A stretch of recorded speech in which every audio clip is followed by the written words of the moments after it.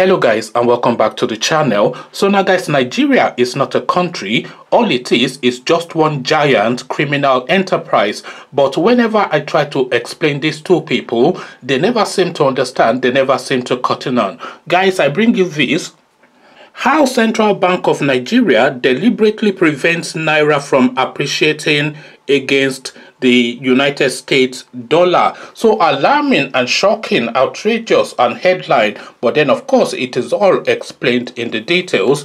But again, the headline: how Central Bank of Nigeria deliberately prevents Naira from appreciating against the United States dollar. So now let's see how this has been explained. One of the major reasons why the Central Bank of Nigeria has prevented financial institutions in the country from paying United States dollars to persons receiving money from friends and family members based overseas has been uncovered.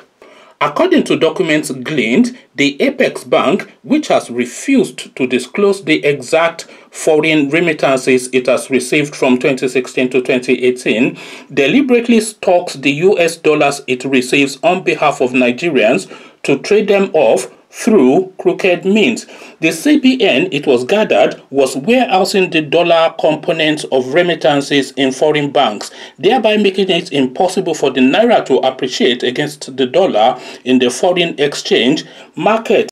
Blowing the lid off this seeming goldmine for the CBN leadership, the Femi Falana chambers, through Mrs. Fumi Falana, on February 10, 2010, wrote to the Apex Bank demanding to know the accurate remittances for 2016, 2017, and 2018, respectively. This request, according to the law firm, became necessary after it was discovered that the CBN had quoted a misleading figure in order to downplay the volume of monies sent home by Nigerians in diaspora. For instance, in February 2019, the Nigerian government disclosed that the remittances received in the country in 2016, 2017, and 2018 were 19.6 billion, 22 billion, and 25 billion, respectively. So that is a huge amount of money, by the way. Well done to the guys and girls sending money back home. That is a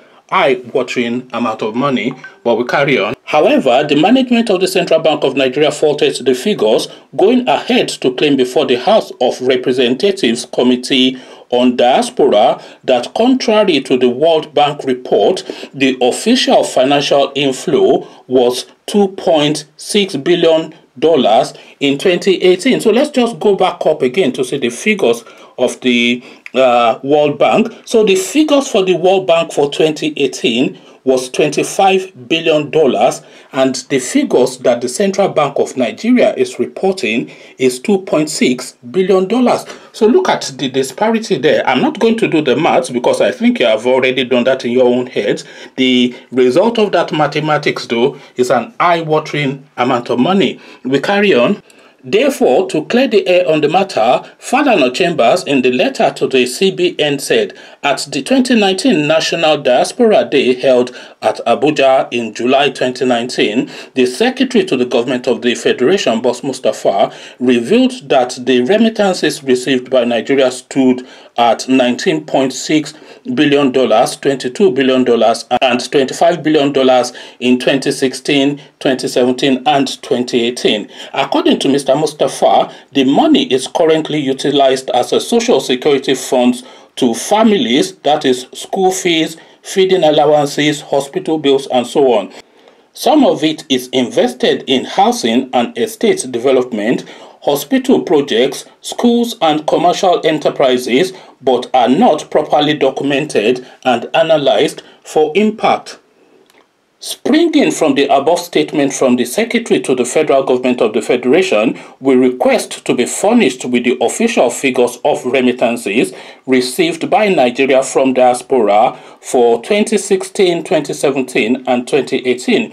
Please be informed that this request is anchored on the Freedom of Information Act 2010. In response to the request on June 29, 2020, more than 4 months after the 7 days required by law for FOI request to be responded to, the CBN, in a letter signed by its Director of Corporate Secretariat, Mrs. C.E. Olanta, said it could not respond because the information sought was already on its website. Further findings by journalists revealed that even though all remittances are recorded by the CBN on a daily basis, the management has refused to disclose the real figures.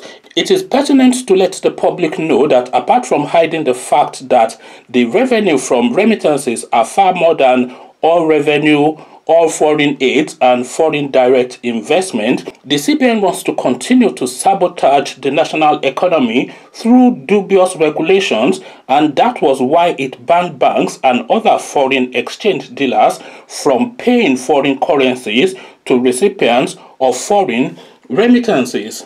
First, by warehousing the dollar component of remittances in foreign banks, the CBN has made it impossible for the naira to appreciate against the dollar in the foreign exchange market. In view of the decision of the federal government to mobilize the huge diaspora remittances to serve as a catalyst for economic development in line with the provisions of the Nigerians in Diaspora Commission Act, the CBN should be restrained from hoarding information on the money sent to the country by Nigerians living abroad. A financial expert with deep knowledge of the fraud going on in the Apex Bank revealed. So this is all the goings on now. So you can see now why I say that the whole of the entirety of the Nigerian state is just one giant criminal enterprise. So you send your money home from abroad, but then they give your relatives the naira equivalent anyway. They slide it off the top because it doesn't reflect the true value of the naira, because they give them at the rate that they set. But then of course, if they had given them in the currency that you had sent it, then that currency then is able to compete in the capital market, in the foreign exchange market against the naira. So if we are remitting all of this money into Nigeria and all of these monies are being delivered in the currencies that we're remitting it in, then that $25 billion that was sent in 2018 would have been invested within the Nigerian space. So that would then be $25 billion competing for naira, which then of course bring down the value of the naira, or bring it up, or whatever, bring it up I should say, because there'll be a lot of foreign currencies in the market competing against the dollar, and of course where there's competition then the margins are tighter, and then of course that will improve the value of the naira. But what these people are doing instead is that they're just holding those monies in foreign shores somewhere and then paying out the naira to the people that you're sending the money to. Shebi, for the people to get the money is the whole idea. So one, the stealing is first in the exchange rate, because they will of course give you an artificial exchange rate which is not competitive, because that foreign money that you're sending into Nigeria is not allowed to enter the country to compete against the naira, so that we can find the true value of the naira, or at least to strengthen the naira, because of course, as I said, $25 billion coming into the Nigerian space would improve the strength of the naira. But they are holding it in abroad places and using that money to play the financial market, and you wonder why the cheeks of the governor of the central bank is looking rosy. Why would his cheeks not look rosy?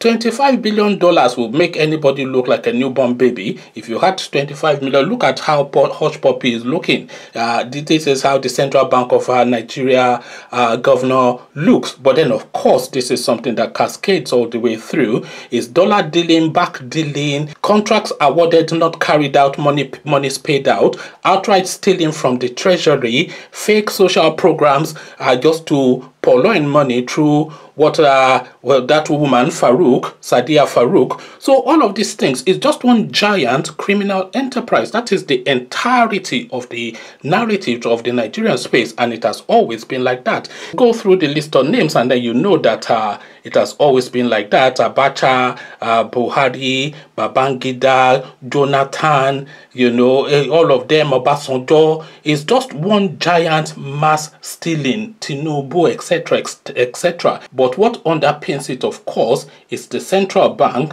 and what is going on in the central bank now. This is just a slice of some of the actions that is going on there.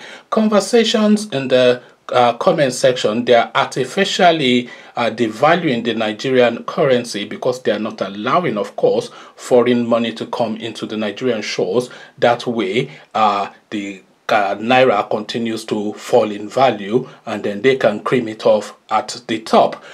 Come share thoughts, but before you do that, it is a convoluted and a complex one, but I think you get the gist. And if you do get the gist, then come tell me what you have made of it in the comment section. But before you do that, click on the red subscribe button so it turns gray.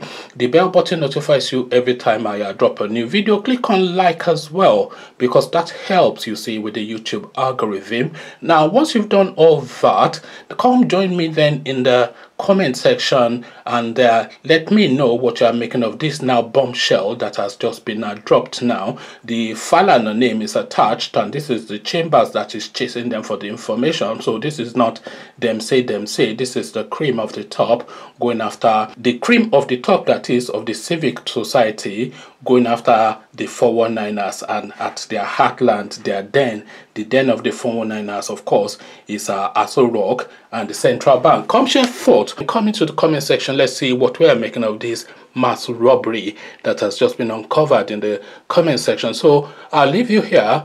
Carry this conversation on with you in the comment section, but here I say peace.